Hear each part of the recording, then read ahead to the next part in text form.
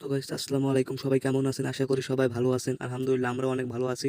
আপনাদের মাঝে আবারও নিউ একটা কন্টেন্ট ভিডিও নিয়ে আসলাম। আমি জাহিন সাজ্জাদ, আরও রয়েছে আমার টিমের সকল প্লেয়ার। খেলাটা হলো আমাদের পাশের গ্রামের মাঠে।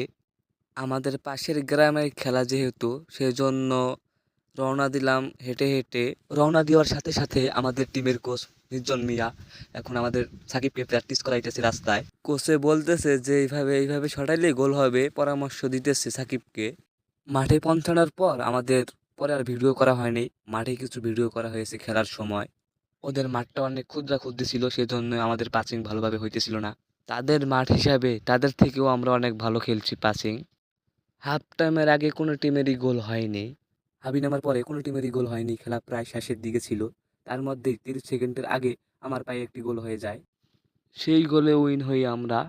তো আজকের ভিডিওটা এই পর্যন্তই। ভালো লাগলে লাইক কমেন্ট করে পাশে থাকবেন। নেক্সট ভিডিওতে আবার দেখা হবে ইনশাআল্লাহ।